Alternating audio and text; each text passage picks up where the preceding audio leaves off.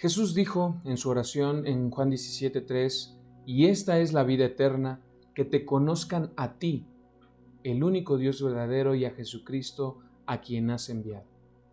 Una de las cosas más importantes es tener conocimiento de nuestro Dios a través de su palabra, pero mucho más importante es entenderla en su contexto y conociendo la intención original del autor, tanto el autor humano como el divino que es el Espíritu Santo.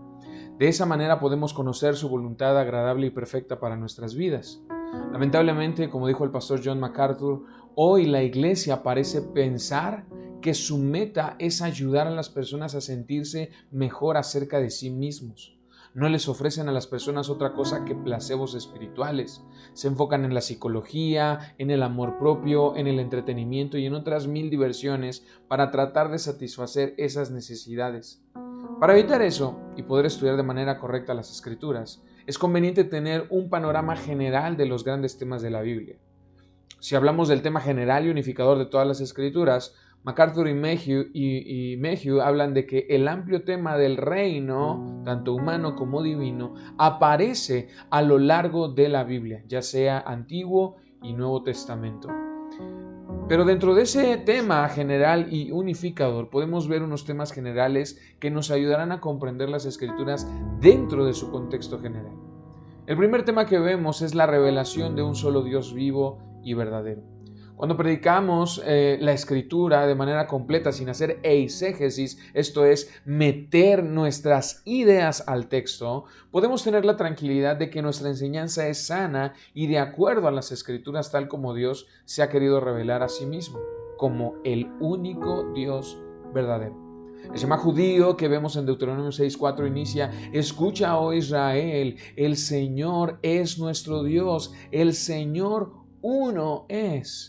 Y Jeremías 10:10 dice: pero el Señor es el Dios verdadero, Él es el Dios vivo y el Rey eterno. Otro tema que vemos es la promesa de un Salvador.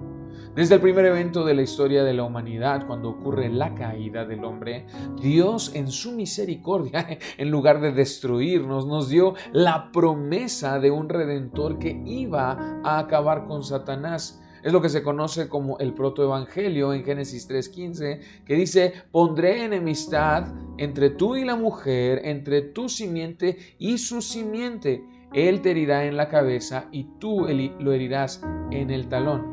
Y ahí vemos más adelante cómo Adán da una señal de que cree en esta promesa, porque pone inmediatamente por nombre a su mujer como Eva, porque esta iba a ser madre de todos los vivientes. Vemos también cómo Dios hace vestiduras de piel como una señal de que hubo un sacrificio. Otro tema que vemos es el pecado en su relación con el mundo, tanto espiritual como material. Debido a la caída, el pecado entró en el mundo causando que la creación también estuviera sujeta a maldición. De ahí podemos entender por qué hay tantas cosas en la tierra que también causan daño. Antes no lo hacían. Por eso es que el anhelo profundo de la creación es aguardar ansiosamente la revelación de los hijos de Dios. Porque la creación fue sometida a vanidad, no de su propia voluntad, sino por causa de aquel que la sometió, en la esperanza de que la creación misma será también liberada de la esclavitud de la corrupción a la libertad de la gloria de los hijos de Dios. Pues sabemos que la creación entera gime y sufre hasta ahora dolores de parto.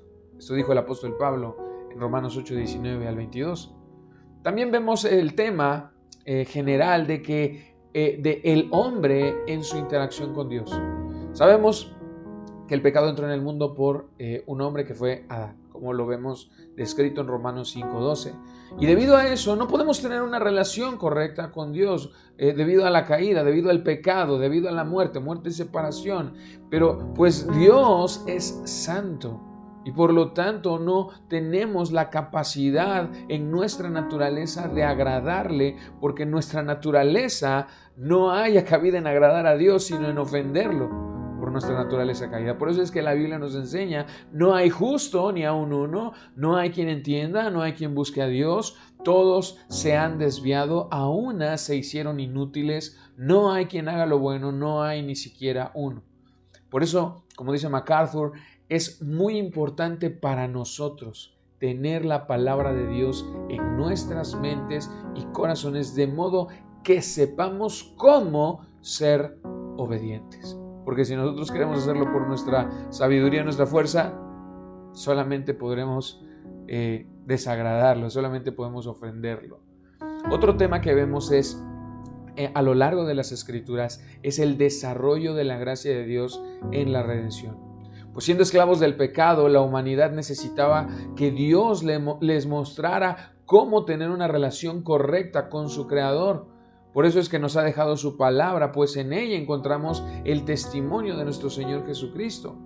Como el Señor Jesús les dijo a los del camino de Emaús acerca del testimonio de Él: oh insensatos y tardos para creer todo lo que los profetas han dicho.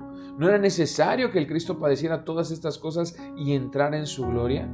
Y versículo 27 de Lucas 24 dice: comenzando por Moisés y continuando por todos los profetas, les explicó lo referente a Él en todas las Escrituras, hablando acerca del testimonio de Jesús en todas las Escrituras.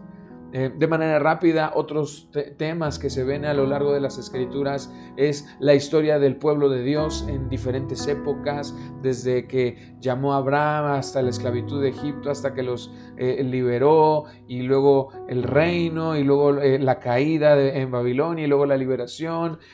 Todo el pueblo de Dios en diferentes épocas. También habla de la creación que ha hecho el Todopoderoso, donde interviene la Trinidad, el Padre, el Verbo y el Espíritu Santo. También la Biblia nos habla de la historia de los ángeles y de su interacción con Dios y con el hombre, pero todo culmina con el otro tema general, que es la consumación del plan divino. A mis hermanos en la iglesia les digo: ¿quieren saber cómo acaba la historia del plan de Dios? Bueno, los que están con Cristo ganan. Dios es el vencedor, Satanás es completamente derrotado, algo que se había anunciado desde el principio, porque la Escritura dice en Mateo 25:31: cuando el Hijo del Hombre venga en su gloria y todos los ángeles con él, entonces Él se sentará en el trono de su gloria y serán reunidas delante de Él todas las naciones, y separará a unos de otros como el pastor separa a las ovejas de los cabritos, y pondrá las ovejas a su derecha y los cabritos a la izquierda. Entonces el rey dirá a los de su derecha: vengan, benditos de mi Padre, hereden el reino preparado para ustedes desde la fundación del mundo.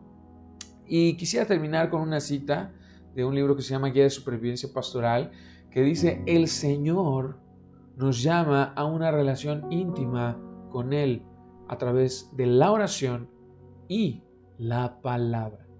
Y en base a eso debemos tener una relación con la familia, esposa e hijos, seguida de amor por nuestras ovejas, hablando del pastor para con las ovejas, alimentándolas y acompañándolas. Y no podemos tener una relación con Dios si no leemos su palabra. Y no podemos entenderla si no tenemos todos estos temas. Y si no la entendemos, podemos enseñar algo mal a las demás personas y llevarlas a caer en actos pecaminosos, porque van en contra de la voluntad verdadera de Dios. Así que hay que entender bien estos temas para poder leer de mejor manera e interpretar correctamente las Escrituras. Bendiciones.